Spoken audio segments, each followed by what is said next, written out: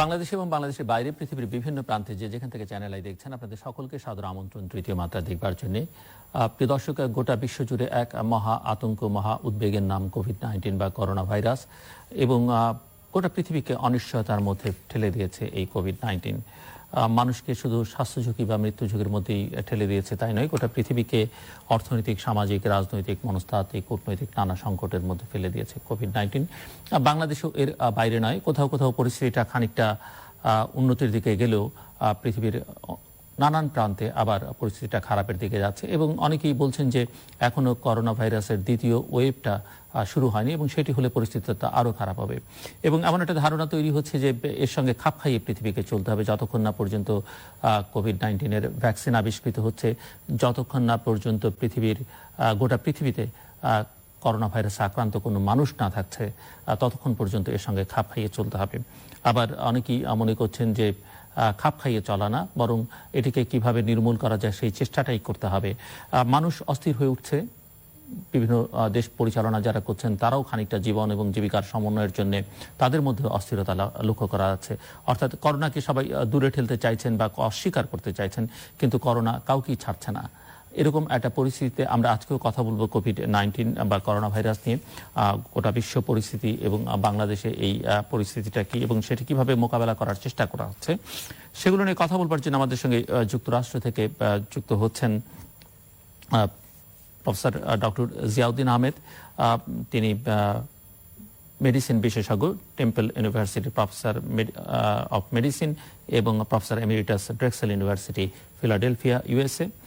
এবং আমাদের সঙ্গে যুক্ত হচ্ছেন colonel Tofayel Mustafa Sarwar, rapid action battalion র্যাবের অতিরিক্ত মহাপরিচালক অপারেশনস, এবং করোনা চিকিৎসার জন্য যেসব আইসোলেশন সেন্টার আছে র্যাব কর্তৃক তৈরি করা, সেগুলো তিনি মূলত নেতৃত্ব দিয়েছেন, তার উদ্যোগী।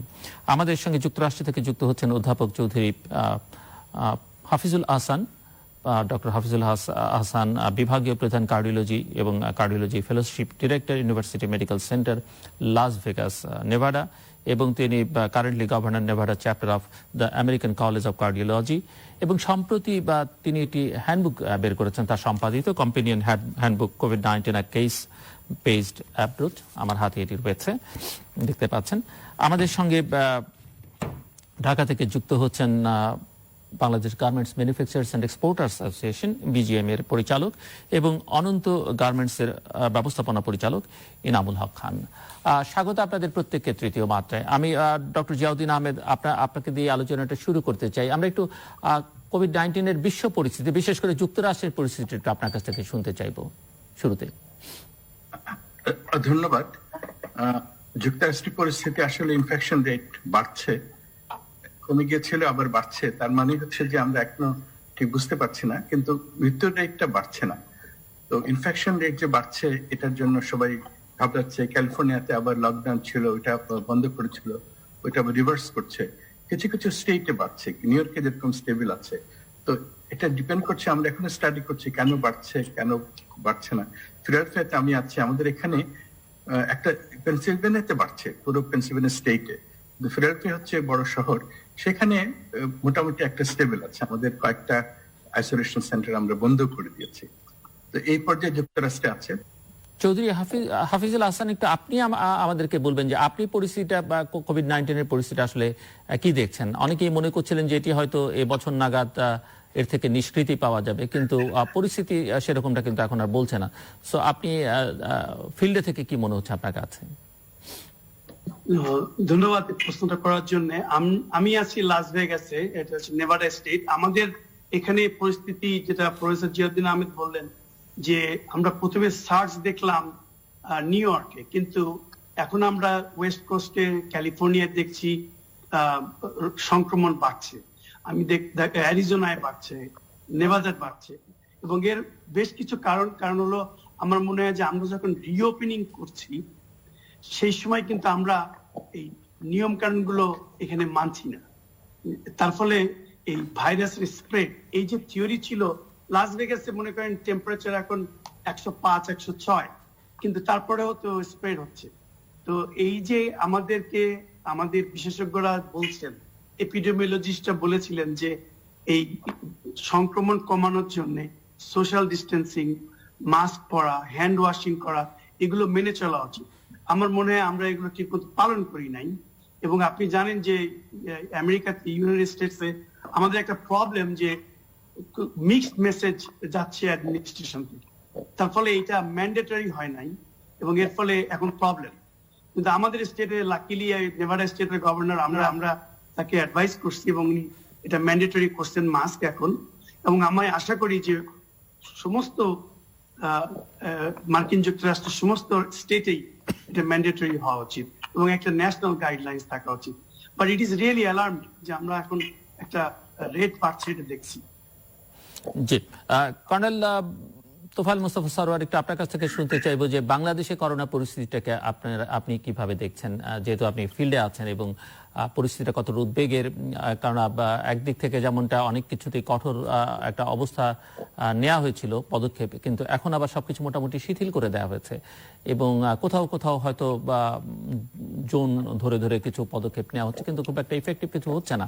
এবং অ্যাট দ্য সেম টাইম আমরা আসলে বুঝতেই পারছি না যে কোথায় আমরা দাঁড়িয়ে আছি, কারণ পরীক্ষাটাও আশানুরূপ হচ্ছে না। এবং এখন তো গত কয়েকদিন ধরে লক্ষ্য করা যাচ্ছে যে পরীক্ষার সংখ্যা খুবই কমে যাচ্ছে। আবার পরীক্ষার সঙ্গে যদি আমরা আক্রান্তের অনুপাত দেখি, সেটি কিন্তু ক্রমবর্ধমান, মৃতের সংখ্যা আনুপাতিক হারে ক্রমবর্ধমান। আপনার কাছে কি মনে হচ্ছে যে কোন দিকে যাচ্ছে বাংলাদেশের পরিস্থিতি? ধন্যবাদ জিল্লুর ভাই, এই প্রশ্ন আপনি আমাকে করেছেন। এটা আসলে পুরা জাতির মনে প্রশ্ন কোন দিকে যাচ্ছে। ইনফ্যাক্ট পৃথিবীর যে কোনো জায়গায় যত বাংলাদেশি, বাংলা ভাষাভাষী, এনআরবি সহ সবারই একই প্রশ্ন। সার্বিকভাবে এটার উপর মন্তব্য করতে হলে যে সার্বিক স্ট্যাটিস্টিক্স প্রয়োজন পুরা জাতি, সেইভাবে আমি বা আমরা কেউ হয়তো ইকুইপড নয়।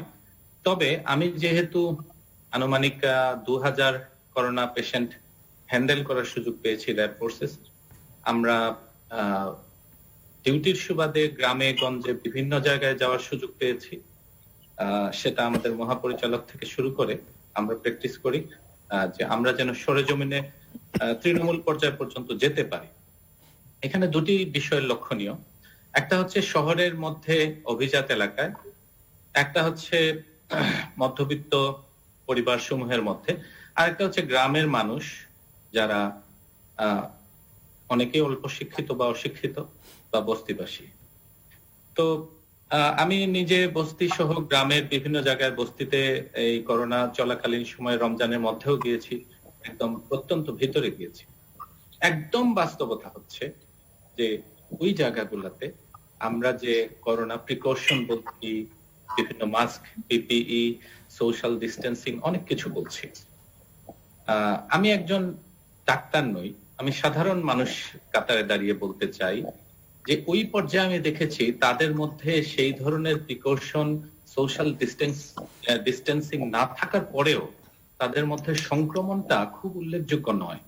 এটা ডাক্তার ভালো বলতে পারবেন, হয়তো তাদের মধ্যে নীরবে করোনা আঘাত করে আবার তাদের রোগ প্রতিরোধ ক্ষমতার কাছে হেরে চলে গিয়েছে। তো সেজন্য আমি বলছি আমি স্বাস্থ্য বিশেষজ্ঞ নই, আমি সাধারণ দৃষ্টিতে যদি বলি, গ্রামেও আমি দেখেছি, গ্রামে যাওয়ার এই ইয়ার মধ্যে আমার কর্তব্যের কারণে আমরা বিশেষ প্রয়োজনে গিয়েছি।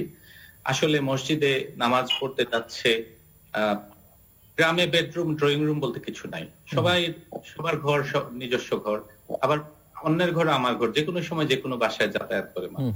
ওদের মধ্যে একই পুকুরে গোসল করা, একই টয়লেট শেয়ার করা, সব ধরনের যে বিষয়গুলা সেগুলো আমি দেখেছি। তারপরেও গ্রামেও উল্লেখযোগ্য হারে ঢাকা শহরের মতো বা ইভেন অভিজাত এলাকার মতো অত বেশি সংক্রমণ আমি দেখিনি। তো সরকার যে পদক্ষেপ নিয়েছেন, অর্থাৎ লিমিটেড লকডাউন, কর্নেল তোফায়েল, আপনি দেখেননি সেটা কিভাবে বোঝা গেল? মানে এটা কি কোনো পরীক্ষা হয়েছে? আমি আগে বলেছি যে স্ট্যাটিস্টিক্যালি আমি ইকুইপড না, কোনো পরীক্ষা বা কোনো পরিসংখ্যান হয়নি। লক্ষণ থেকে বোঝা গেছে যে পরিস্থিতিটা কত খারাপ নয়, মানে আপনি লক্ষণ দেখে বুঝেছেন? হ্যাঁ, আমরা তো প্রতিনিয়তই আমাদের পেট্রোল গুলা গ্রামে যাচ্ছে, প্রতিনিয়ত আমরা গ্রামবাসীর কাছ থেকে রিপোর্ট পাচ্ছি, আমরা নিজেও গিয়েছি। তো সেটা দেখে আমি বলছি, আমি যেটা শুরুতেই বলেছি, স্ট্যাটিস্টিক্স আমার কাছে নেই, বাট অভিজ্ঞতা আছে। বাট এই অভিজ্ঞতায় শহরের পরিস্থিতিটা খারাপ বলছেন আপনি, সেটা কেন মনে হচ্ছে খারাপ কেন এখানে? কারণ এখানে তো সচেতন মানুষের সংখ্যা তুলনামূলকভাবে বেশি, এখানে আয়োজন অনেক বেশি, তারপরে শহরের পরিস্থিতিটা কেন খারাপের দিকে? এটা ডাক্তাররা ভালো বলতে পারবেন। আমি বলতে পারি, আমি মিরপুর মোল্লা বস্তিতে গিয়েছি, ভাসানটির বস্তিতে গিয়েছি, গভীর রাতেও গিয়েছি। আমি কয়েকটা ভিক্ষুক দম্পতি, কয়েকটা হকার দম্পতিকে তাদের সাথে আগেও কথা বলেছি এবং বলেছি আমরা ঔষধ দিব, কিন্তু সারপ্রাইজিংলি ওই পুরা বস্তি থেকে আমি এখন পর্যন্ত আমি বলেছি কিছু ঔষধ দিব, এখনো একজনও বলে নাই যে আমাকে ঔষধ দেন। মাঝে মাঝে বলেছে যে কিছু সাহায্য টাহ্য এগুলা বিষয় আছে, ওরা পাচ্ছে সাহায্য, তারপর আমরা দিয়েছি। এটা কেন এত ঘিঞ্জি এলাকার মধ্যে থাকার পরেও তারা বাস্তবে ওই ধরনের পিপি মাস্ক বা সোশ্যাল ডিস্টেন্সিং মেনটেন না করার পরেও তারা কেন সংক্রমণের সংখ্যা উল্লেখযোগ্য হারে বাড়ছে না, সেটা ডাক্তাররা ভালো বলতে পারবেন। তবে আমি মনে করি গভর্নমেন্ট যে স্ট্র্যাটেজি নিয়েছে, অর্থাৎ লিমিটেড লকডাউন কোন জায়গায়, উল্লেখযোগ্য জায়গায়, অর্থনীতির কথা বিবেচনা করে, লং টার্ম ইফেক্টের কথা বিবেচনা করে, আমরা যদি ক্ষুধা, দারিদ্র, বেকারত্ব সবকিছুর কথা বিবেচনা করে আমাদেরকে আগাতে হবে। আমরা ইউরোপ আমেরিকার প্রেক্ষাপট, ওদের রোগ প্রতিরোধ ক্ষমতা এবং বাংলাদেশের আবহাওয়া প্রেক্ষাপট সবকিছুকে আমার মনে হয় একই অনুবীক্ষণের নিচে দেখার সুযোগ নেই। জি, মিস্টার এনামুল হক, একটু আপনার কাছ থেকে আমি শুনতে চাইবো। আমি জানি যে আপনার গার্মেন্টস ফ্যাক্টরি বিশাল, সেখানে প্রায় 15,000-এর মতো কর্মী কাজ করছে। বাংলাদেশে অনেকদিন ধরে জীবন এবং জীবিকার মধ্যে ভারসাম্য প্রতিষ্ঠার একটা চেষ্টা হচ্ছে। সঙ্গত কারণে আপনি যে পেশায় আছেন, একজন ব্যবসায়ী হিসেবে জীবিকাটাই প্রধান, এবং জীবন জীবিকার মধ্যে সমন্বয় সাধনটা আপনি আপনার ফ্যাক্টরিতে কিভাবে করছেন সেই আলোচনা আমি পরে যাই। কিন্তু আগে একটু শুনতে চাই যে করোনা পরিস্থিতিকে আসলে কিভাবে দেখছেন আপনি, মানে বা আপনার অবস্থান থেকেও যদি দেখতে বলি, আপনি কতটা সন্তুষ্ট এই জায়গাটাতে? জি জিলুর ভাই, থ্যাংক ইউ ভেরি মাচ। আমরা যে গার্মেন্টস আমরা এতক্ষণ যে আমরা আলোচনা করলাম, সেটা স্বাস্থ্য এবং বিশ্ব যে করোনা যে পরিস্থিতি, এটা নিয়ে আলোচনা করলাম। কিন্তু এট দ্য সেম টাইম আপনি ঠিকই বলেছেন যে আমাদের যে অর্থনৈতিক কর্মকাণ্ড, এটা আমরা গুরুত্ব দিয়ে দেখতে হবে। কারণ আমাদের গার্মেন্টসটা হচ্ছে, আমরা সবাই জানেন যে 83% বৈদেশিক মুদ্রা অর্জনকারী একটা সেক্টর। এই সেক্টর কিন্তু আমরা বসে থাকতে পারবো না। এটা যদি বসে যায় তাহলে বাংলাদেশের ভবিষ্যৎও আমি মনে করি যে অনেক ভবিষ্যতের জন্য অনেক খারাপ হবে অর্থনৈতিক পয়েন্ট অফ ভিউ থেকে।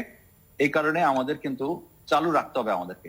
কিন্তু এখন আমাদের চ্যালেঞ্জটা হচ্ছে, আমরা একটা শ্রম ঘন একটা সেক্টর, এখানে আমাদের অরিজিনালি ছিল 43 লক্ষ শ্রমিক কাজ করতো আমাদের এখানে সরাসরি। সে জায়গায় অবশ্য এখন একটু অর্ডার কমে গেছে, বায়ার্স পরিস্থিতি খারাপ, যে ওয়ার্ল্ড ওয়াইড যে ডিমান্ড অনেক কমে গেছে। তো সেসব কারণে আমাদের এখন বেশ কিছু বন্ধ হয়ে গেছে। বাট তারপরও আমার মনে হয় 3.3 মিলিয়ন, রাইট, 33 লক্ষ মতো, অথবা 30 থেকে 33 লক্ষ ওয়ার্কার কাজ করছে। কিন্তু এটা ছোট্ট একটা জায়গার মধ্যে এতগুলো শ্রমিক কাজ করছে। এটা একটা big challenge for our sector. Specially অর্থনৈতিক কর্মকাণ্ড চালু রাখতে হবে। এখন আমরা সবাই জানি যে মাননীয় প্রধানমন্ত্রী যে আহ্বান করেছেন, অর্থনৈতিক চাকা চালু রাখতে হবে, অবশ্যই স্বাস্থ্যবিধি মেনে। এখন এই যে চ্যালেঞ্জটা কিন্তু আমাদের জন্য, গার্মেন্টস সেক্টরের জন্য একটা অত্যন্ত কঠিন একটা ব্যাপার। আমরা সবাই মিলে বসে বিজিএমএ, বিকেএমএ এবং আমাদের যে হু আছে, সিডিসি, ডিজি হেলথ, এদের আইএলও, বেটার ওয়ার্কস, এদের সবার সাথে কথা বলে আমরা একটা স্বাস্থ্যবিধি তৈরি করলাম। এবং এই স্বাস্থ্যবিধিটা ইট ইজ সো ইফেক্টিভ, এবং এটা আপনারা শুনলে আশ্চর্য হবেন যে আমরা এই যে 30-32 লক্ষ শ্রমিক কাজ করছে, আমাদের মধ্যে নট আ সিঙ্গেল বাজে একটা পরিস্থিতির মাঝেও আমাদের সেক্টর একটা অসম্ভব সুন্দর একটা ডিসিপ্লিন শো করছে। এবং আমরা কিন্তু ওই ডিসিপ্লিন ওয়াইজ আমাদের ওয়ার্কাররা অত্যন্ত সুন্দর ভাবে আমাদের ইনস্ট্রাকশন গুলো মেনে চলছেন। অবশ্যই তাদের সবারই জীবনের মায়া আছে, সেটা তো আছেই, but at the same time তারা নিজেরাও কিন্তু আমাদের কথা শুনছে এবং প্রতিটা জিনিস পুঙ্খানুপুঙ্খ ভাবে পালন করছে। এসব ইনস্ট্রাকশন আমরা দিচ্ছি, এবং আমরা যে গাইডলাইন গুলো আমরা তৈরি করেছি বিজেপি থেকে, এবং আমরা এই যে আমাদের গাইডলাইনটা অত্যন্ত কম্প্রিহেন্সিভ। প্রতিটা মুহূর্ত ফ্যাক্টরিতে ঢুকবে, যেভাবে ফ্যাক্টরিতে ঢুকবে এবং ফ্যাক্টরি থেকে বেরোনো পর্যন্ত নামাজ পড়বে, প্রতিটা স্তরে আমাদের একটা গাইডলাইন আছে। এবং আমাদের শ্রমিকরা অত্যন্ত সুন্দরভাবে আমাদের কাছে কোঅপারেট করেছে এবং আমাদের সাথে সুন্দরভাবে করেছে। এর ফলটা হচ্ছে আমাদের ওখানে একটা সিঙ্গেল মৃত্যু নাই। আমাদের এখানে আমরা যদি স্ট্যাটিস্টিক্স দেখি, তাহলে আমাদের এখানে টোটাল 356 জন আমাদের এই সেক্টরে কোভিড পজিটিভ হিসেবে ধরা পড়েছে। তার মধ্যে 282 জন হচ্ছে মেল এবং 74 জন female. 79% versus 21%. I don't know, again, it is representing the country statistics. যে মেইলের পরিমাণ অত্যন্ত বেশি। আমাদের গার্মেন্টস সেক্টরেও একই জিনিস সেটা রিফ্লেক্ট হচ্ছে। এবং এই যে জিনিসটা ডিটেক্ট হচ্ছে, এটা যাই হচ্ছে এখন কিন্তু আরো কমে গেছে। আমাদের ফ্যাক্টরিতে নর্মাল যে সিকনেস ছিল, আমাদের ডেইলি সকালবেলা যে মেডিকেল সেন্টারে যে সিক রিপোর্টিং বলে, সিক রিপোর্টিং ছিল ডেইলি আমার 15 থেকে 20 জন সিক রিপোর্টিং। এবং আশ্চর্যজনক ভাবে সবাই এত স্বাস্থ্য সচেতন, প্রতিটা স্তরে স্তরে তারা প্রতিটা স্টেপে তারা এত সুন্দরভাবে তারা মেনে চলছে যে আমাদের সিক রিপোর্টিং ভার্চুয়ালি জিরোতে চলে আসছে। আনবিলিভেবল। আমি 29 বছর গার্মেন্টস করি, আমার 29 বছরের গার্মেন্টস ইতিহাসে আমি কখনো এরকম উইদাউট সিক রিপোর্টিং আমি দেখি নাই। It is going wonderful. আমি বলবো যে আমাদের শ্রমিকরা, আমাদের কর্মচারীরা, আমরা সবাই অত্যন্ত চমৎকার ভাবে আমরা স্বাস্থ্যবিধি মেনে চলছি। এবং আমাদের সেক্টরটা আমার মনে হয় আমাদের বাংলাদেশের জন্য একটা দৃষ্টান্তমূলক একটা সেক্টর। আমরা পত্রপত্রিকাতে কিভাবে কি লেখা হচ্ছে আমি জানি না, আমি নিজের ফ্যাক্টরি জানি, আমার আশেপাশের ফ্যাক্টরি জানি, আমি বিজিএমই ডিরেক্টর, আমি অনেকগুলো ফ্যাক্টরি সম্বন্ধে জানি। আমরা সবাই কিন্তু মোটামুটি খুব ভালোভাবে চালাচ্ছি। আমি শুনবো আরো আপনার কাছ থেকে।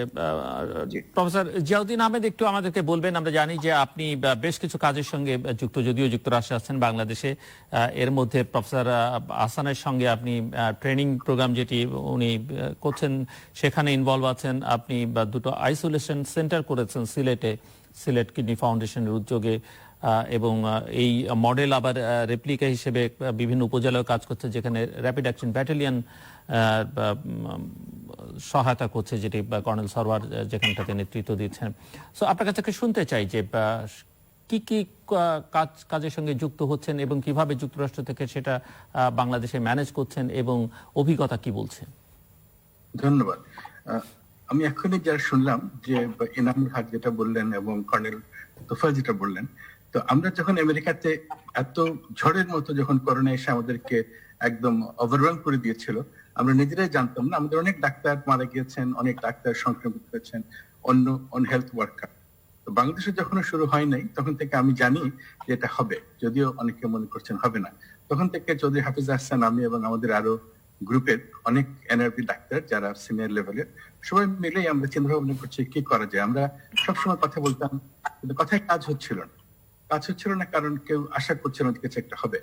তো আমি যখন কর্নেল তোফায়েল, যখন ও বেচারা, ওর যখন কোনো হাসপাতাল নাই র্যাবের, ও যখন একটা দেখলাম একটা রিপোর্টে যে সে একটা আইসোলেশন সেন্টার বানিয়েছে।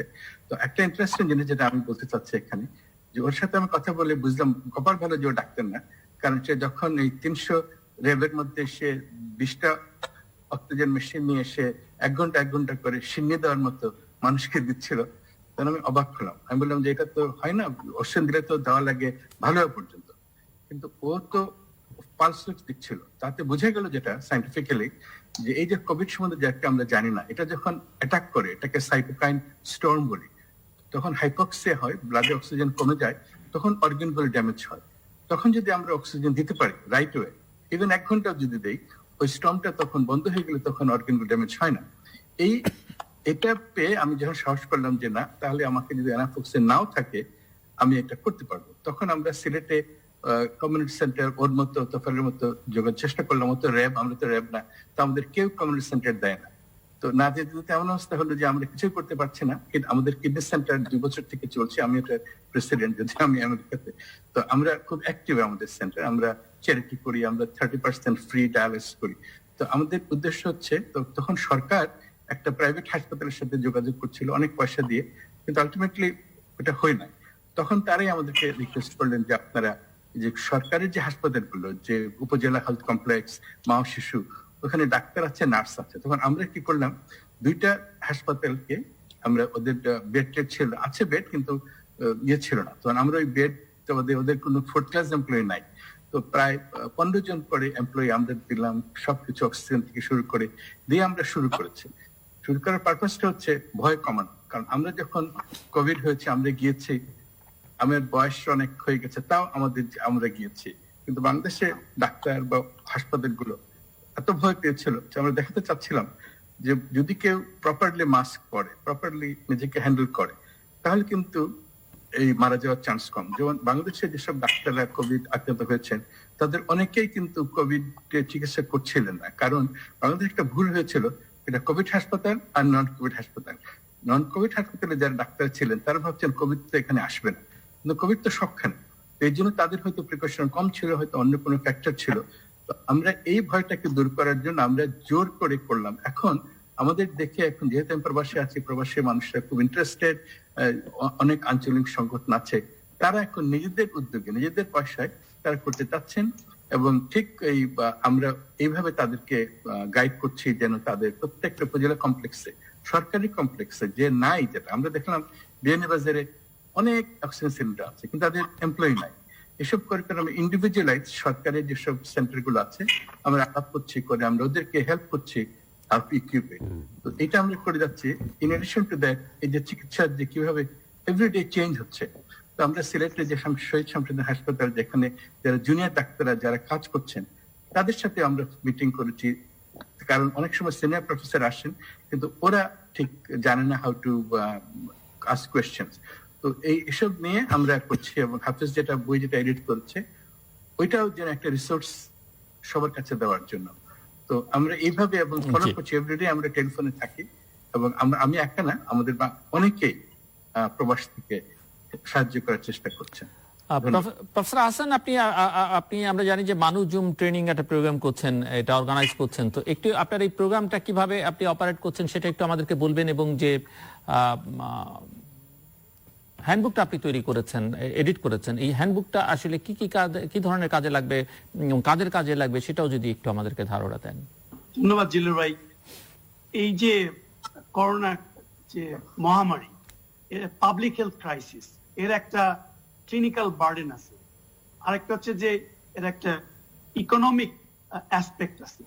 তো আমাদের বইতে আমরা ক্লিনিক্যাল বার্ডেন যেটা, যার জন্য প্যানিক তৈরি হয়েছে, এইটাকে আমরা মানে তুলে ধরার চেষ্টা করছি, যাতে করে আমাদের ফ্রন্ট লাইনে যারা হেলথ ওয়ার্কার তারা বুঝতে পারেন যে আমরা এখানে ইংল্যান্ডে অথবা বাংলাদেশে এই তিনটা মহাদেশ থেকে আমরা বিভিন্ন রকম করোনার জটিল রোগ এবং জটিল যে ম্যানিফেস্টেশন, এগুলো নিয়ে আমরা আলোচনা করছি এবং এটাকে দেখাতে চেয়েছি যে কিভাবে ইনভেস্টিগেট করতে হবে এবং প্যাথোফিজিওলজিক বেসিসটা কি এবং কিভাবে থেরাপিউটিক অ্যাপ্রোচ হওয়া উচিত সেটা আমরা ডিসকাস করছি। বিভিন্ন রকম সময় কিভাবে আমরা বিভিন্ন ড্রাগ ইউজ করেছি এবং সেই ড্রাগগুলোর যে ক্লিনিক্যাল ট্রায়ালের সামারি সেটাও আমরা বইয়ে দিয়েছি, যাতে করে ফ্রন্ট লাইনের ওয়ার্কারদের জন্য একটা হ্যান্ডবুকটা হেল্পফুল হয়।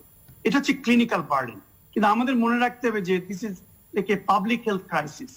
এই পাবলিক হেলথ ক্রাইসিসে যে এপিডেমিওলজিক্যাল অ্যাসপেক্ট, এটাকেও আমরা ওই বইয়ে প্রথম চ্যাপ্টারে কি কনসেপ্ট হিসেবে আমরা তুলে ধরেছি এবং শেষের চ্যাপ্টারে আমরা বলছি যে কিভাবে বিভিন্ন রকম কেস সিনারিওতে জেনারেল পাবলিকের ভিতরে যে কোশ্চেন গুলো থাকে কি ধরনের ব্যবস্থা নিতে হবে। যেমন আমার বাসায় আমার ওয়াইফ কোভিড-19 পজিটিভ, আমি একজন হেলথ কেয়ার ওয়ার্কার, আমি কিন্তু 7 দিন কাজ করে 7 দিন 2 সপ্তাহ ছুটিতে যাচ্ছি না।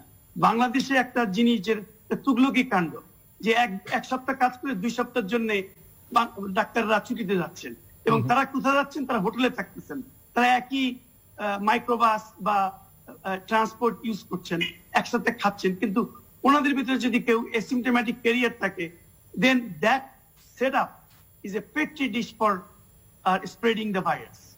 সো আমাদের এই জিনিসগুলো বুঝতে হবে যে আমরা যেন এই এপিডেমিওলজিক্যাল সাইডটা, যে কেমন করে ভাইরাস স্প্রেড হয়, প্রিকশন নিচ্ছি কিনা, এগুলো খেয়াল করতে এবং হঠাৎ করে আন্দাজে ভয় পেয়ে আজগুবি মেজার যাতে আমরা না নিই।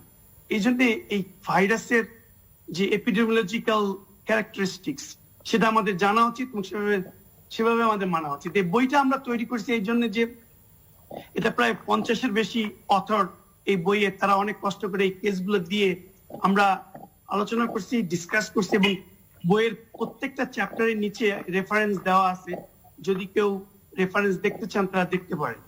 তো এটা একটা ইম্পর্টেন্ট জিনিস যে যখন আমরা ক্রাইসিসে, তখন নলেজ যাচ্ছে পাওয়ার, নলেজ না থাকলে কিন্তু হবে না। আর 2 নম্বর হলো পাবলিক হেলথ ক্রাইসিস, যেটা আমি খুবই আশান্বিত এখন যে মিস্টার এনামুল হক খান উনি বললেন, তোফায়েল ভাইয়ের সাথে আমাদের আগেও কথা হয়েছে, যে পাবলিক যখন ইনভলভ হয় তখন এটা সাকসেস রেট বেশি। যদি আমরা সবাই মনে করি যে ডাক্তার এবং নার্সদের কাজ আর বাকিরা সবাই ঘরে বসে টেলিভিশন দেখবে, তাহলে কিন্তু এটা হবে না।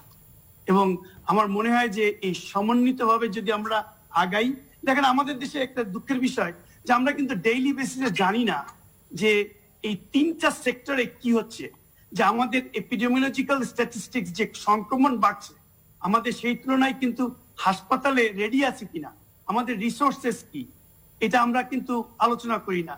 এবং ইকোনমিক রিওপেনিং ভেরি ভাইটাল।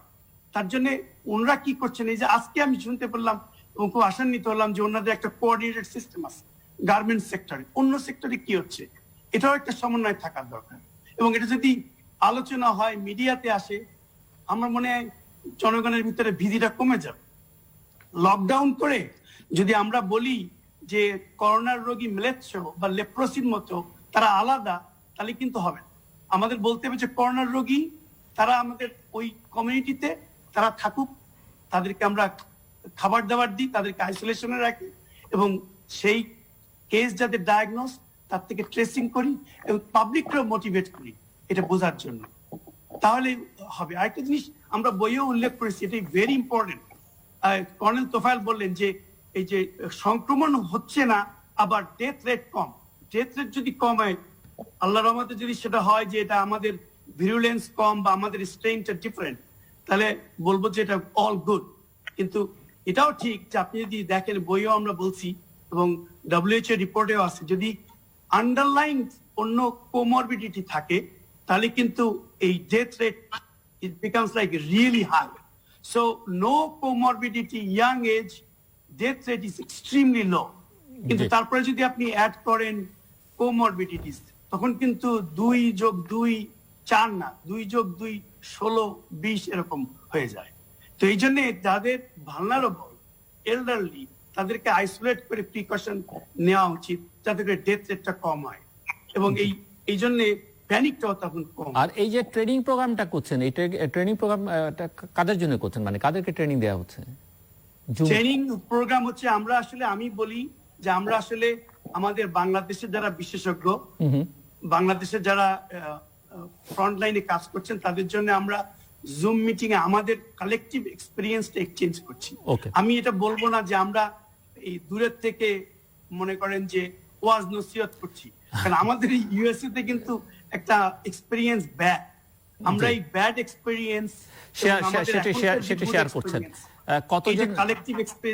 কতজন এই পর্যন্ত এই প্রোগ্রামের মধ্যে যুক্ত হয়েছেন এই পর্যন্ত, মানে বিভিন্ন দেশ থেকে? নিশ্চয়ই আমরা আমরা যেমন ইউনাইটেড স্টেটস থেকে আমরা প্রায় আমার মনে হয় 25টা স্টেটের রিপ্রেজেন্টেটিভ আছে, এবং তারা বিভিন্ন সময় জুম করতেছেন পালমোনারি ক্রিটিক্যাল কেয়ারে, কার্ডিওলজিতে, জিআই, নেফ্রোলজি, সব টপিকস এবং মেডিসিন।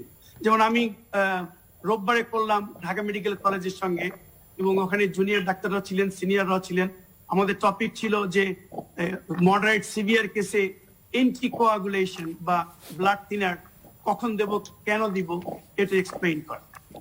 তারপরে অক্সিজেন থেরাপি নিয়ে আপনারা জানেন যে আমাদের এখান থেকে এবং ইংল্যান্ড থেকেও আমাদের যারা কলিগ আছেন, শাকিল ফরিদ, জাহেদ ইকরাম, আমরা সবাই মিলে ওই অক্সিজেন থেরাপির উপরেও কথা বলছি। ধন্যবাদ। এবং চাচ্ছি যে আমরা এইটা যাতে করে আমাদের এই এক্সপেরিয়েন্সটা শেয়ার করতে পারি। কর্নেল তোফায়েল, একটু আপনি আমাদেরকে বলবেন যে এই যে আপনারা যে আইসোলেশন সেন্টারগুলো করেছেন এবং সেগুলো র্যাবের উদ্যোগে কাদের জন্য করা, কোন বিবেচনা থেকে করা, এবং কি করছেন আসলে আপনাদের অপারেশনসটা একটু যদি ধারণা দেন, এবং সেখান থেকে অভিজ্ঞতা আসলে কি বেরিয়ে আসছে? ধন্যবাদ জিল্লু ভাই। আমরা আসলে এটা আমার কারণ এটা র্যাব ফোর্সেস এর সমন্বিত এফর্ট। যখন করোনা ধেয়ে আসছিল মার্চের শুরু থেকে, আমাদের কমান্ড ডিসিশন ছিল যে করোনা যেন এসে আমাদেরকে অপ্রস্তুত না পায়, প্রস্তুতি নিতে হবে। ইন্টারনেট থেকে আমরা যতটুকু পড়েছি, বুঝেছি, আমার কাছে মনে হয়েছে corona is more of management. Corona ডিজিজটা বা প্যান্ডেমিকটা, it is a more of management than that of your medicine or treatment and others. Good management can eradicate almost 80 to 90%. তো আমরা যেহেতু আমাদের নিজস্ব হসপিটাল নাই, অবশ্যই আমরা পুলিশ হসপিটাল, সিএমএইচও সবার সাপোর্ট আমরা পাই, বাট আমাদের উদ্দেশ্য ছিল যে ওই হসপিটালগুলোতে আমরা যদি সব রোগীদের নিয়ে জমায়েত করি, তাতে ডাক্তারদের, রোগীদের এবং হেলথ সিস্টেমের উপর একটা প্রচন্ড প্রেসার তৈরি হয়। সেই প্রেসারের জন্য শুধু বাংলাদেশ নয়, পৃথিবীর কোনো দেশই প্রস্তুত নয়। তাইলে আমরা যদি মাইল্ড বা মডারেট পেশেন্ট, যাদের অ্যাসিম্পটোমেটিক বলা হয়, তাদেরকে যদি আমরা হসপিটালে সব বিশেষজ্ঞ ডাক্তারের উপর ধরিয়ে দিয়ে আমরা ওদের দিকে তাকিয়ে না থেকে এই পেশেন্ট গুলাকে যদি আমরা ফিল্ড লেভেলে মিনিমাম পসিবল যে রিকোয়ারমেন্ট, আমরা যদি টাইমলি অক্সিজেন সাপ্লাই দিতে পারি, যেটা র্যাবেরও আমাদের কয়েকজন ডাক্তার আছেন, তারা খুব বড় বিশেষজ্ঞ না হলেও আমাদের গুটি কয়েক ডাক্তার আছেন, আমরা কিছু প্যারামেডিক্স হায়ার করি এবং আমাদের নিজস্ব প্যারামেডিক্স, তারপরে আমরা সৈনিকদের ট্রেন করি যে অক্সিজেন কনসেন্ট্রেটরটা কিভাবে ফিট করতে হয়। একটা করোনা যে রুমের মধ্যে যদি 12 থেকে 13 জন 15 জন পেশেন্ট থাকে, একজনের শ্বাসকষ্ট হলে পাশের বেডের আরেকটা সৈনিক বা আরেকজন সদস্য এসে তাকে অক্সিজেন কনসেন্ট্রেটর লাগায় এবং আঙ্গুলের মধ্যে পালস অক্সিমিটার লাগিয়ে সে আমাদেরকে সিসি ক্যামেরার মাধ্যমে রিপোর্ট দিচ্ছে অক্সিজেন স্যাচুরেশন লেভেল, এবং ডাক্তার যাওয়ার আগেই তার অক্সিজেনটা এনশিওর হয়েছে। এই যে 5 মিনিট 2 মিনিটের মধ্যে আমরা অক্সিজেন নিশ্চিত করার একটা প্রতিশ্রুতি নিয়ে আগে, এবং আমাদের মূল উদ্দেশ্য ছিল যে বিশেষজ্ঞ হসপিটাল বা বড় হসপিটাল, বড় ডাক্তারদের, এই যে এখানে যারা বড় ডাক্তাররা বসেছেন, ওনাদের কাছে আমরা পাঠাবো শুধুমাত্র সিভিয়ার এবং ডেঞ্জারাস স্টেটের পেশেন্ট। বাকিগুলাকে আমরা চেষ্টা করব যে ভয় ভীতি কাটিয়ে আমরা যদি আমরা একটা আইসোলেশন সেন্টারে রাখতে পারি, এই মডেলটা স্থাপন করব। এটা কতটুকু সায়েন্টিফিক হয়েছে সেটা জানি না। পরে একসময় জিয়া ভাই আমাকে উৎসাহ দিয়েছেন, বলেছেন যে এটা ভালো হয়েছে এবং এটাই হওয়া উচিত, যে আসলে সব পেশেন্টদেরকে ঘরের মধ্যে রাখে না, হসপিটালে রাখে না। মানুষ অনেক সময় হন্তদন্ত হয়ে ঘোরাঘুরি করে, কোথায় দিবে কোথায় না, এবং একটা পর্যায়ে হয়তো অ্যাক্সিডেন্ট হয়ে যায় অক্সিজেনের অভাবে। এই বিষয়টা না করে আমরা যদি ছোট ছোট হসপিটাল গড়ে তুলি, দেন জিয়া ভাই আসলে আমি বলবো এটা একটা অ্যামেজিং কাজ করেছেন। সরকারের সর্বমহলের সহযোগিতা ছিল ওনার, এবং উনি আমেরিকাতে বসে বাংলাদেশেরও কর্নেল সালাম স্যার সহ আর অনেকে ছিলেন, আমি নাম বললে আসলে আমি কয়েকজনের মধ্যেই সীমাবদ্ধ হয়ে যাব। তারা সেন্টার করেছেন, সরকারি হাসপাতালের মধ্যে করেছেন, এবং আমি একটা পর্যায়ে আলোচনা করছিলাম যে আমরা পাড়ায় পাড়ায় এই ধরনের কিছু আইসোলেশন সেন্টার থাকলে অন্তত পক্ষে যে সমস্ত রোগীরা বাসায় থাকার জায়গা নাই, কনজাস্টেড, তাদের আলাদা রুম নাই, বেডরুম নাই, যেখানে তাকে আলাদা করে আইসোলেট করে রাখতে হবে, আবার অপরদিকে সে এত সিভিয়ারও না যে তাকে একটা হসপিটালের আইসিইউ বেডে রাখতে হবে, তো ওই লোকটা যাবে, ওই লোকের জন্যই কিছু করেছেন সিলেট কিডনি ফাউন্ডেশন থেকে। সরকারি হাসপাতালকে তারা কনভার্ট করেছেন, সরকারের সিভিল সার্জন সবাই সহযোগিতা করেছেন। এইভাবে যদি আমরা এগিয়ে আসি, আমরা যদি বলি যে সরকার এগিয়ে আসবে, আসলে তো আমরা সবাই মিলে এই সরকার, আমরা সবাই যখন এই ছোট ছোট দায়িত্বগুলো ভাগ করে নিয়ে নিব, তখনই কিন্তু আমরা এই যেটা আমাকে আমাদের ভাইরা বলছেন, যে তখনই কিন্তু আমরা এটা মোকাবেলা করতে পারবো। এবং আমরা বিভিন্ন দেশে দেখছি যে সেকেন্ড ওয়েভ আসছে। আমার মনে হয় সেকেন্ড ওয়েভের জন্য যদি আমরা প্রস্তুত থাকি, আমরা ভয় যদি না পাই, আমাদের এই ফিল্ড লেভেল কিছু হসপিটাল যদি থাকে ছোট ছোট, এমনকি উপজেলা লেভেলে, ইউনিয়ন লেভেলে, সেকেন্ড লেভেলের জন্য প্রস্তুতি থাকে, তাহলে সেকেন্ড লেভেল আসলেও আমরা যদি 80 to 90% যাদের অ্যাসিম্পটোমেটিক পেশেন্ট, যাদেরকে খুব বেশি আইসিইউর সাপোর্ট দরকার নাই, তাদেরকে যদি এখানে রাখতে পারি, তারপরে সিলেক্টেড যাদের অবস্থা খারাপ হয় তাদেরকে যদি বড় ডাক্তারদের কাছে প্রেরণ করতে পারি, তাহলে স্বাস্থ্য ব্যবস্থা কখনোই ম্যালট্রিটমেন্ট করবে না কিংবা ভেঙে যাবে, এই প্রশ্নটা আসবে। সেই জন্য আমি বলতে চাই যে আমরা আসলে উদ্দেশ্য ছিল যে আমরা যেহেতু কতটি আইসোলেশন সেন্টার করেছেন আপনারা? আমাদের আসলে 15টা ব্যাটালিয়ন আছে, আমাদের 15টা আইসোলেশন সেন্টার আছে, যদিও ঢাকায় বেশি আমাদের। আর আমাদের আমরা যেটা করি, আমরা একটা অ্যাপ তৈরি করেছি, কতজন রোগী কবে ভর্তি হচ্ছে, এইজ গ্রুপ, ব্লাড গ্রুপ, তার ব্যাকগ্রাউন্ড হিস্ট্রি সহ, তার সবকিছু সহ। কতজনকে সেবা দিতে পারলেন এ পর্যন্ত? আমরা আমার কাছে আমার অ্যাপ প্রতি 15 মিনিট পর পর আপডেট হয়, এবং এই মুহূর্তে যদি আমি এটা চেক করি তাহলে সেটা দাঁড়াচ্ছে 1956 জন, এবং ওকে। আমাদের আল্লাহর অশেষ রহমত যে এই 1956 জনের মধ্যে আমাদের 3 জন মাত্র মৃত্যুবরণ করেছে, তার মধ্যে একজন পিওরলি করোনা, আর বাকি 2 জনের মধ্যে ডাক্তারের বলেছে যে একজনের হার্টের অ্যাটাকের সিমটম ছিল এবং একজনের স্ট্রোকের সিমটম ছিল। তারপরেও আমরা যদি ধরি 3 জনই মারা গিয়েছে, তারপরে এটার পার্সেন্টেজ খুবই কম, প্রায় 2000 রোগীর কাছাকাছি, তার মধ্যে 3 জন, ভেরি লেস পার্সেন্ট। এর একটাই কারণ, আমরা অতি অল্প সময়ের মধ্যে, আমি যেটা সাধারণ বুদ্ধিতে নন ডক্টর হিসেবে বুঝি, আমরা অক্সিজেনটা দিতে পেরেছি। আমরা অতি অল্প সময়ের মধ্যে যার পরিস্থিতি খারাপ হয়েছে, আমাদের সিস্টেমের মাধ্যমে আমরা তাকে সিএমএইচে হোক, পুলিশ হসপিটালে হোক, কিংবা বড় কোনো হাসপাতালে দিতে পেরেছি। খুব কম সংখ্যক রোগীকেই দিতে হয়েছে যদি তাকে আমরা সঠিক সময়ে ওষুধটা, অক্সিজেনটা দিতে পারি। ধন্যবাদ। আসবো আবার আপনার কাছে। মিস্টার ইনামুল হক, আপনি বলছিলেন তৈরি পোশাক খাতের কথা এবং সেখানকার সাফল্যের কথা আপনি বলছিলেন। আমি একটু অন্যভাবে প্রশ্নটা আপনাকে করতে চাই। এই যে আপনার মতো ফ্যাক্টরি তো বাংলাদেশে সব ফ্যাক্টরি না, এবং সবার ওই কমপ্লায়েন্স গুলো মেনটেন করা সবার পক্ষে সম্ভব হয় না। সবার কি একরকম অবস্থা কিনা, এটা একটা প্রশ্ন আপনার কাছে। দ্বিতীয়ত হচ্ছে যে আপনি ফ্যাক্টরিতে হয়তো স্বাস্থ্যবিধির একটা ব্যবস্থা করলেন, কিন্তু এই আপনার ওয়ার্কাররা যখন তাদের আবাসস্থলে যায়, সেখানে তারা যে পরিবেশে থাকে বা তাদের আসা যাওয়ার পথে যে সংক্রমণ হবে না, তার কি গ্যারান্টি আছে? আরেকটা সমালোচনা যে কোভিড-19 আসলে বাংলাদেশে প্রবেশ করবার আগ থেকেই আপনারা মানে গার্মেন্টস সেক্টর, বিজিএমএ বেশ একটা এমন একটা আবহ তৈরি করেছে যে সামনে একটা বড় সংকট আছে, হুইচ ইজ ট্রু। সংকটটা তো আছেই, এবং তখনও মনে হয়েছিল যে সংকটটা আসবে। তার জন্য আপনাদের এক ধরনের প্রণোদনা দরকার, সহায়তা দরকার, এগুলো আপনারা বলেছিলেন। এবং বাংলাদেশের প্রধানমন্ত্রী প্রথম প্রণোদনা কিন্তু তৈরি পোশাক খাতের জন্য দিয়েছেন। এবং তারপরে দেখা গেল যে সেই প্রণোদনা দেওয়ার পরেও আপনারাই আবার দ্রুততার সঙ্গে বললেন যে, প্রথমে বলেছেন কাজ নেই, তারপরে বললেন এখন কাজের কারণে ফ্যাক্টরি খুলতে হবে। সো প্রশ্ন আছে যে এখন আপনারা কোথায় জিনিসপত্র পাঠাচ্ছেন, কারা নিচ্ছে, কারা বায়ার, সেটাও একটা প্রশ্ন আছে। এবং তারপরের প্রশ্ন হচ্ছে যে এখন শ্রমিকরা আবার মাঝে মধ্যে রাস্তায় নামছে যে তারা ঠিক বেতন ভাতাও পাচ্ছে না। সো অনেকেই মনে করেন যে এই পোশাক খাত এত শক্তিশালী, এত বড় শক্তিমান ট্রেড বডি, তারা কেন 1-2 মাস ম্যানেজ করতে পারবে না তাদের শ্রমিকদের, যদি সরকারি প্রণোদনা নাও আসে? আবার তারপরে সরকারি প্রণোদনা আসবার পরেও তারা কেন এখন ঠিকঠাক মতো বেতন দিতে পারবে না? আবার বেতন দেওয়ার পাশাপাশি আবার ইতিমধ্যেই আপনাদের নেতৃত্বের পক্ষ থেকে বলা হয়েছে যে আপনারা একটা বড় সংখ্যক ওয়ার্কারকে চাকুরিচ্যুত করবেন। তো সেটিও বা এই দুঃসময়ে কি বার্তা দিচ্ছে যে আসলে আপনারা কতটা শক্তিশালী, বা আপনারা যা বলছেন, যা করছেন, তার সঙ্গে মানে চিন্তা, কর্ম, কাজ, অ্যাকশন, এগুলোর কোনো মিল সমন্বয় আছে কিনা একটু বুঝতে চাই আপনার কাছ থেকে। প্রশ্নটা অনেক বড় হয়ে গেল, তারপরে একটু ছোট করে উত্তর দিতে হবে, ছোট করে উত্তর দিতে হবে, কারণ এইসব প্রশ্নের সঙ্গে আপনারা কম বেশি অভ্যস্ত। না, ঠিক আছে। আমি মানে প্রথম যেটা বললেন আপনি, সেটা হচ্ছে যে ছোট ফ্যাক্টরি বা বড় ফ্যাক্টরি।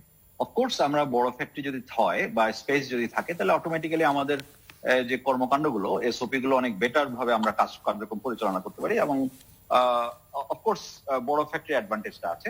ছোট ফ্যাক্টরি অফকোর্স তাদের মতো করে, ছোট ফ্যাক্টরিরা তারা তাদের মতো করে ডিস্টেন্সিং মেনটেন করবে, কিছুটা ক্যাপাসিটি একটু কম রাখবে। আমরা ম্যাক্সিমাম ফ্যাক্টরি কিন্তু এমনিতেই এখন কাজকর্ম অনেক কম, তো ফ্যাক্টরিজ আর রানিং লাইক 70%, 75% ক্যাপাসিটিতে ফ্যাক্টরি গুলো চলতেছে। সো এমনিতেই একটু ওয়ার্কার্স চাপ একটু কম, কাজকর্ম কম, সেটার কারণে তো ছোট ফ্যাক্টরি গুলো অবশ্যই তাদের মতো করে তারা স্পেশালি করবে এবং করতেছে, এবং দে আর ডুইং ইট। এবং এটার জন্য ছোট ফ্যাক্টরি, বড় ফ্যাক্টরি আমরা কিভাবে চালাচ্ছি, কিভাবে আমরা এগুলো মেনটেন করছি, এগুলোর জন্য কিন্তু বিজিএমএ একটা সারপ্রাইজ ভিজিট করছে, ওদের টিম ভিজিট করছে। Then department of inspection and factories of factories and establishment, ডাইফে যে ডিপার্টমেন্টটা বলে, ওরাও আসছে, ওদের টিমও আসছে। ওরা দেখছে যে আমরা আমাদের সব স্বাস্থ্যবিধি প্রপারলি মেনে আমরা ফ্যাক্টরি গুলো চালাচ্ছি কিনা। সো আমরা একটা গাইডলাইনের আন্ডারে কাজগুলো করছি। আমরা ইচ্ছা করলে হবে না। আমি ডাক্তার না, বা আমাদের এখানে প্যানেলে 2 জন ডাক্তার আছেন, কিন্তু ওনারা যেমন ডাক্তারি সঙ্গে সঙ্গে বলে দিতে পারবেন, আমরা কিন্তু পারবো না। আমরা কিন্তু গাইডলাইনের আন্ডারে চলতে হবে। We cannot take any decision. এখন এই গাইডলাইন গুলো সম্পূর্ণভাবে BGMA, CDC, World Health Organization, তারা যে গাইডলাইন দিয়েছে তার থেকে তৈরি করে আমাদেরকে দেওয়া হয়েছে, এবং সেটার অনুযায়ী আমরা ফ্যাক্টরি গুলো চালাচ্ছি। আমি মনে করি যে আমাদের ফ্যাক্টরি গুলো যথেষ্ট ভালোভাবে পরিচালনা হচ্ছে, ওয়ার্কাররা প্রেটি সেফ, এবং আমাদের ফ্যাক্টরিতে থাকাকালীন অবশ্যই তারা পুরোপুরি সেফ আমি বলবো। কারণ আমাদের সব ধরনের প্রিকশন নেওয়া হয়েছে যেন কোনোভাবেই সংক্রমণ না ঘটে। এই গেল প্রথম বড় ফ্যাক্টরি বা ছোট ফ্যাক্টরি। তারপর আপনি যে প্রশ্নটা ছিল সেটা হচ্ছে যে সবাই যখন ফ্যাক্টরি ত্যাগ করে, যখন বাসায় যাচ্ছে, বাসা তো ওইভাবে ফ্যাক্টরির মতো করে এরকম রিজিড ভাবে করা হচ্ছে না। তবে আপনি শুনে আশ্চর্য হবেন যে ইভেন বাসাতেও তারা অত্যন্ত সুন্দরভাবে তাদের জীবনযাপন করছে। তারা তাদের লাইফস্টাইল চেঞ্জ করে ফেলছে, তারা বাইরে যাওয়া বন্ধ করে দিচ্ছে। তাদের কিন্তু ইভেন তাদের কোনো বাসায় ভিজিটিং, একজন আরেকজনকে ভিজিট করা, যে বেড়ানো এক জায়গায় আরেক জায়গায় যাওয়া, সেটা তারা বন্ধ করে দিচ্ছে। তারা যখন শুক্রবার দিন যখন ছুটি পায়, ছুটির সময় তারা ভার্চুয়ালি বাসায় এবং আশেপাশে থাকতেছে, তারা কোথায় যাচ্ছে না। আমরা কিন্তু তাদেরকে দিয়ে দিচ্ছি একটা ইনস্ট্রাকশন, যেটা বিজিএমই থেকে আমাদেরকে দেওয়া হয়েছে, যে কিভাবে তারা বাসায় তারা তাদের কর্মকাণ্ড করবে, কিভাবে তারা ভিজিটার কন্ট্রোল করবে, কিভাবে তারা খাওয়া দাওয়া করবে, কিভাবে তারা হাত পরিষ্কার করবে, বাইরে থেকে ফিরে আসলে কিভাবে তারা একটা গোসল করতে হবে, সাবান দিয়ে ধরতে হবে। এই যে জিনিসগুলো কিন্তু আমরা তাদেরকে পূর্ণাঙ্গভাবে দিয়েছি। মজার ঘটনা হচ্ছে আমাদের ওয়ার্কাররা তারা অত্যন্ত সুন্দরভাবে এই গাইডলাইন গুলো মেনে চলছে। আসলে কিন্তু ল যেমন থাকে, রাস্তায় তো বাংলাদেশে অনেক ল আছে, কিন্তু আমরা ল কি মানি না। কিন্তু ওয়ার্কারদের মধ্যে বা আমাদের মধ্যে সবার মধ্যে একটা ভীতি তো কাজ করছেই, একটা করোনা ভীতি কাজ করছে। সেই কারণে কিন্তু যতটা না আমি নর্মালি মানবো, এখন আমি আরো ভালোভাবে আমরা নিয়ম কানুন গুলো মেনে চলছি। সো আমরা যেটা ইভেন বাসায় যাচ্ছে ফিরে আসতেছে, তারা কিন্তু অসুস্থ হচ্ছে না, বাসায় তারা সম্পূর্ণভাবে তাদের নিয়মগুলো মেনে চলছে। আচ্ছা, এটা আমি বাসার ব্যাপারে বললাম। আমি বললাম যে ভালো। আপনি যে থার্ড কোশ্চেনটা করলেন সেটা হচ্ছে যে আমাদের ব্যবসায়িক যে ব্যাপারটা, আমাদের ফ্যাক্টরি যে ব্যবসা আছে ব্যবসা নাই, আমাদের কিন্তু বুঝতে হবে একটা জিনিস, আমরা কিন্তু বাংলাদেশে কিছু জিনিস বিক্রি করছি না, আমাদের ব্যবসা কিন্তু পুরো বিশ্বময় চলছে। আমরা ইউরোপ, আমেরিকা, অস্ট্রেলিয়া, জাপান সব জায়গায় আমরা এক্সপোর্ট করছি। সেই জায়গাগুলোর ঘটনার উপর বেস করে কিন্তু আমাদের অর্ডার গুলো তৈরি হচ্ছে সম্পূর্ণ 100%। আমাদের গার্মেন্ট, আমাদের সেক্টরটাকে বলা হয় 100% রেডিমেড গার্মেন্টস ইন্ডাস্ট্রি। আমরা এক্সপোর্ট করি 100%, আমরা বাংলাদেশে কিছু দেই না। তার মানে আমাদের পুরো ব্যবসাটা পরিচালিত হচ্ছে সম্পূর্ণভাবে বিশ্বব্যাপী যে ব্যবসার যে পরিস্থিতি বিরাজ করছে তার উপর বেস করে আমাদের ব্যবসা পরিচালনা হচ্ছে। এখন আমরা যে ব্যবসা পাচ্ছি সেটা হচ্ছে অলরেডি যে ব্যবসা আমাদের হাতে আছে সেগুলো নিয়ে প্রথম যে আতঙ্কটা ছিল আমাদের, ফ্যাক্টরি তাড়াতাড়ি চালু করতে হবে। অবশ্যই আমরা 1 মাস বন্ধ রেখেছি, আমাদের পুরো সেক্টর আমরা 1 মাস বন্ধ রেখেছি। 1 মাসের বেশি আমরা বন্ধ রাখতে পারবো না। কেন পারবো না এই জিনিসটা বুঝতে হবে। তখন আমরা যে কাজটা বললাম যে আমাদের হাতে যে অর্ডার গুলো ছিল তখন, সেই অর্ডার গুলো আমরা ইমিডিয়েটলি যদি বের করতে না পারি আমাদের স্টক লট হয়ে যাবে। অল দ্য ফ্যাক্টরি ওনার্স, আমরা সবাই ইভেন ফ্যাক্টরি ওনার্স মানে কি, ফ্যাক্টরি ওনার্স যদি ব্যাংক্রাফট হয়, এট দ্য সেম টাইম ওয়ার্কাররা কর্ম হারাবে, কাজ হারাবে তারা। So it's not only the factory owners তারা লস করতেছে, ইভেন ফ্যাক্টরি ওয়ার্কার্সরাও কিন্তু তাদের কাজ হারাচ্ছে। সো ব্যাপারটা কিন্তু এত সিম্পল না। আমরা প্রথম যখন হলো 1 মাস বন্ধ রেখে আমরা ইমিডিয়েটলি ফ্যাক্টরি চালু করলাম। ফ্যাক্টরি চালু করে হাতে থাকা যে অর্ডার গুলো ছিল আমরা এগুলো বের করে দিলাম। এই অর্ডার বের করে দিলাম, আমাদের ফাইন্যান্স কিন্তু জেনারেট হওয়া শুরু করলো। যখন ফাইন্যান্স জেনারেট হতে শুরু করলো তখন কিন্তু আমরা স্বাস্থ্যবিধি মেনে আমরা চাচ্ছি চালু করতে, কিন্তু কি ঘটছে, আমাদের বায়াররা ব্যাংক্রাফট হয়ে যাচ্ছে। মাল সেলস বসে গেছে, 40 to 60% সেলস নাই। তো এরকম একটা সিচুয়েশনে পুরো হোল ওয়ার্ল্ডটা কিন্তু আমরা বড় বড় কোম্পানিগুলো আপনারা দেখছেন, বড় বড় ফ্যাক্টরি, গার্মেন্টস ফ্যাক্টরি অথবা কাপড় যারা সেল করে তারা তো ব্যাংক্রাফট হচ্ছে, অন্যান্য বড় বড় ব্র্যান্ড গুলো ব্যাংক্রাফট হয়ে যাচ্ছে। এই ব্র্যান্ড গুলো যখন ব্যাংক্রাফট হয় অটোমেটিক্যালি ব্যবসা আমাদের থাকে না। আমরা কিন্তু সেই কারণে ক্ষতিগ্রস্ত হচ্ছি মারাত্মকভাবে। তারপরেও যে কাজগুলো পাচ্ছি আমরা সেটাকে আমরা চাই যে কোনোভাবে আমরা বাইরের খুশি রাখতে চাই, আমাদের অর্থনীতির যে চাকাটা আমরা সচল রাখতে চাই। আমাদের ওয়ার্কাররা, আমাদের বিপুল সংখ্যক ওয়ার্কার, এদেরকে আমরা এমপ্লয়েড রাখতে চাই, এদেরকে আমরা কাজে রাখতে চাই, তাদের জন্য চাকরি থাকে। তারা চাকরি না থাকলে সমাজের একটা বড় অংশ কিন্তু কর্মহীন হয়ে যাবে এবং এটা একটা বিরাট বিপর্যয় নামবে। খেয়াল রাখতে হবে আমাদের ওয়ার্কারদের মধ্যে 75% ওয়ার্কার কিন্তু আমাদের মেয়ে এবং কম বয়সী মেয়ে, 18 to 30 years। এই বয়সে মেয়ে কাজ করছে, তারা যদি বেকার হয়ে যায় it can be a social disaster. বেতন পাচ্ছে না, চাকুরিচ্যুতির ঘটনা ঘটছে এবং বিজেপি প্রেসিডেন্ট নিজেও যে চাকরি হারাবে সেরকম একটা বড় সংখ্যার কথাও তিনি উল্লেখ করেছেন। তো সেগুলো কেন হচ্ছে? আবার একদিকে প্রণোদনার প্রশ্নটাও ছিল, সেটিও আমার প্রশ্নের মধ্যে ছিল। আমাদের কিন্তু ছোট করে বলতে হবে, একটু শেষ করতে হবে। প্রণোদনা কিন্তু আমি কুইকলি যেটা বলি যে প্রণোদনা হচ্ছে যে আমাদের বেসিক্যালি আমাদের এপ্রিল এবং মে এই 2 মাসের জন্য আমরা প্রণোদনা অলরেডি পেয়েছি, থ্যাঙ্কস টু প্রধানমন্ত্রী। মাননীয় প্রধানমন্ত্রী আমাদের এটা ব্যবস্থা করেছেন। অনেকগুলো ফ্যাক্টরি, অনেকগুলো ছোট ছোট ফ্যাক্টরি বেঁচে গেছে এই প্রণোদনা পাওয়ার কারণে, এবং এই 2 মাস কিন্তু আমরা সেফলি দিতে পারছি। যদিও বা আমাদের জুন মাসের প্রণোদনার অনিশ্চিত এখনো বেশিরভাগ ফ্যাক্টরি তারা 2 মাসের প্রণোদনা কিন্তু আমরা কনফার্ম পেয়ে গেছি, ধন্যবাদ। কিন্তু 3rd মাস যেটা জুনের বেতন, এটা আমরা প্রণোদনা এখনো কোনো নিশ্চিত কোনো সুরক্ষা আমরা কোথাও থেকে পাইনি বা কোনো গ্যারান্টি পাইনি। এখন কথা হচ্ছে প্রণোদনা না হলে কি বেতন হবে না? আসলে বুঝতে হবে আমাদের কিন্তু ম্যাক্সিমাম ফ্যাক্টরি কিন্তু কাজ নাই। আমাদের কাজের বড় সিংহভাগ হচ্ছে এই গার্মেন্টস থেকে আসতেছে, এক্সপোর্ট থেকে। কাজ যখন না থাকবে, এই কাজগুলো না থাকলে আমাদের ফ্যাক্টরিগুলো কিভাবে দিবে এটা প্রথমে বুঝতে হবে। আমাদের এটা একটা বিরাট এক্সপেন্ডিচার, কিন্তু একটা মাসের খরচ কিন্তু ভেরি বিগ এক্সপেন্ডিচার। আমাদের জমানো পয়সা যেটা বলা হয়, এত বড় একটা ম্যাচিউরড সেক্টর আমরা দিতে পারছি বা পারছি না। ম্যাচিউরড সেক্টর বলতে গেলে এই ম্যাচিউরড সেক্টর কিন্তু এতটা লাভ করে না যে আমরা 2 মাস 3 মাস আমি ফ্যাক্টরি বেতন দিতে পারবো। আমরা যদিও বা 1 মাস কিন্তু আমরা তাদেরকে বেতন দিয়েছি কাজ না থাকা সত্ত্বেও, এটা আমরা অ্যাবজর্ব করেছি। আমরা গভর্নমেন্ট আমাদের যে প্রণোদনা দিয়েছে এটা কিন্তু আমাদের লোন দিয়েছে, বুঝতে হবে। এটা কিন্তু আমাদের লোন দিয়েছে গভর্নমেন্ট, এবং এটা আমাদের শোধ করতে হবে। অলরেডি আমাদের 1 বছর পরে এই টাকাটা শোধ করতে হবে।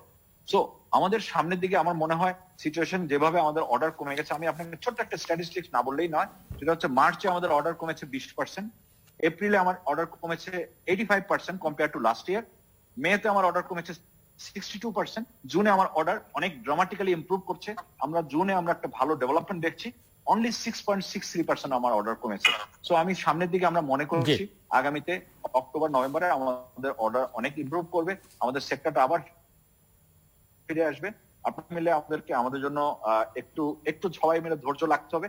আমার 2-1টা ফ্যাক্টরিতে অবশ্যই তারা স্ট্রাগল করছে, বেতন দিতে পারছে না, এটার জন্য অবশ্যই আমরা দুঃখিত। এ ব্যাপারে আমরা কার্যকর ব্যবস্থা। প্রফেসর জিয়াউদ্দিন আহমেদ, আপনি শুনছিলেন সবার কথা, এবং আমরা একটু শেষের দিকে চলে এসেছি, শেষ করতে হবে।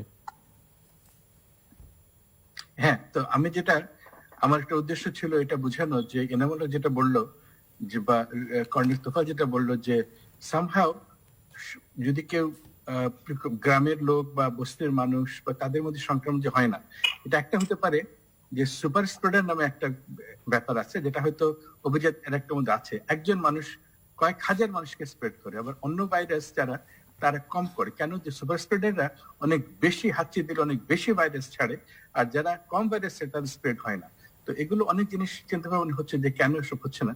তো আজকের যে আলোচনা, সেটাতে আমি অত্যন্ত আনন্দিত যে আমরা র্যাবের যে আইসোলেশন সেন্টার বা গ্রামেগঞ্জে কি হচ্ছে, বা এনামুল হকের যে গার্মেন্ট ফ্যাক্টরিতে কি হচ্ছে, ক্লিয়ারলি আমরা জানলাম। এবং হাফিজ এবং আমরা বাইরে থেকে বাংলাদেশের হেলথ সেক্টরকে চেষ্টা করছি, এবং আমাদের সরকার বা আমাদের দেশের ডাক্তাররা কিভাবে আমাদের ওয়েলকাম করছে, এটা আমি মনে করি যে একটা পজিটিভ সাইন সামনে এগিয়ে নেওয়ার জন্য। প্রফেসর জিয়াউদ্দিন আহমেদ, একটু আপনি ধারণা দিতে পারেন যে কবে আমরা আসলে কোভিড-19 থেকে মুক্তি পাবো, বা এই যে একটা অসহনীয় অবস্থা থেকে কবে একটা স্বাভাবিক অবস্থায় ফেরত যেতে পারবো আমরা? এটা সম্বন্ধে বলা ডিফিকাল্ট, কারণ আমরা যে ভ্যাকসিন বানাবার কথা বলছি, কিছুদিন আগে চায়না থেকে রিপোর্ট আসছে যে যাদের অ্যান্টিবডি পজিটিভ হয়েছে করোনার জন্য, তাদের 30 দিনের মধ্যে 90% এর অ্যান্টিবডি চলে গেছে আবার। তো এখন ভ্যাকসিন হলে ভ্যাকসিন কতদিন থাকবে আমরা জানি না।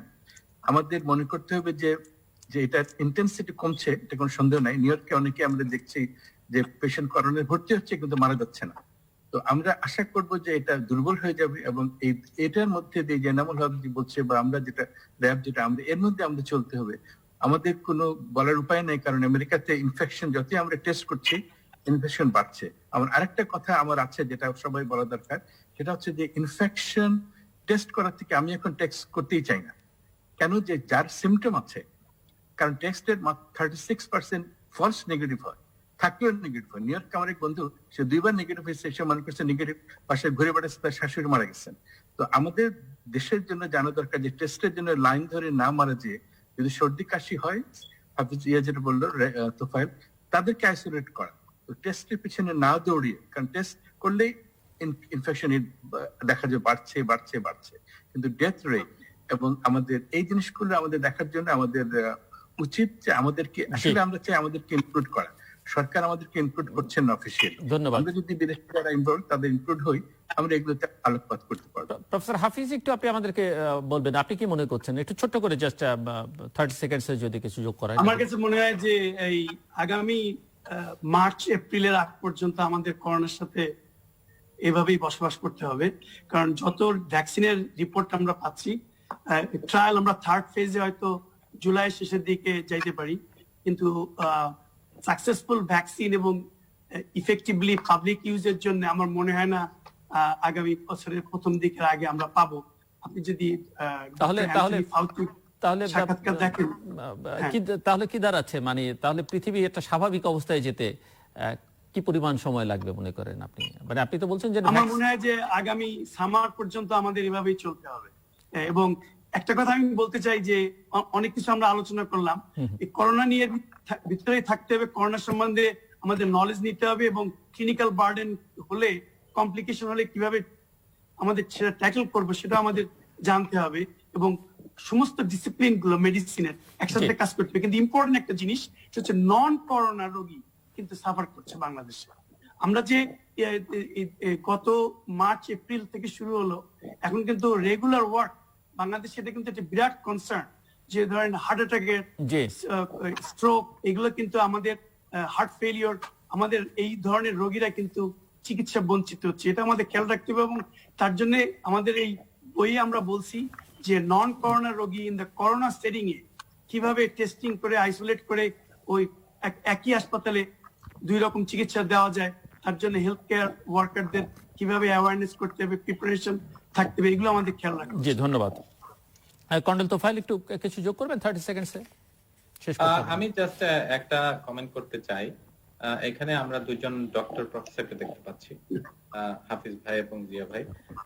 ওনারা বিদেশে থেকে করোনা যুদ্ধে, আমরা জানি জিয়া ভাই সিলেটের বিশিষ্ট মুক্তিযোদ্ধা শহীদ শামসুদ্দিন, শ্রদ্ধেয় শামসুদ্দিন ডক্টর ছেলে, এবং নিজেও মুক্তিযোদ্ধা।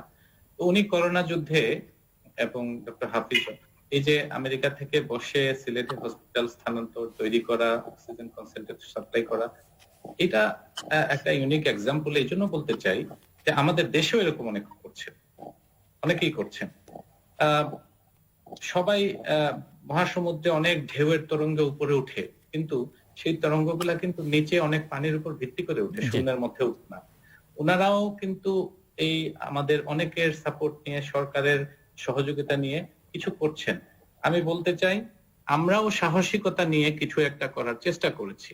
আমি বলতে চাই যে সবাই মিলে যদি আমরা এটাকে ফেস করি, এটার জন্য আমাদেরকে দিন কাউন্ট করতে হবে না যে আগামী ডিসেম্বরে কি চলে যাবে নাকি জুনে চলে যাবে। আমাদেরকে এই বাস্তবতা মেনে নিয়ে আমাদেরকে এগিয়ে যেতে। ধন্যবাদ, ধন্যবাদ। আমি সেই ইনামুল হক খান, জাস্ট 30 সেকেন্ডসে।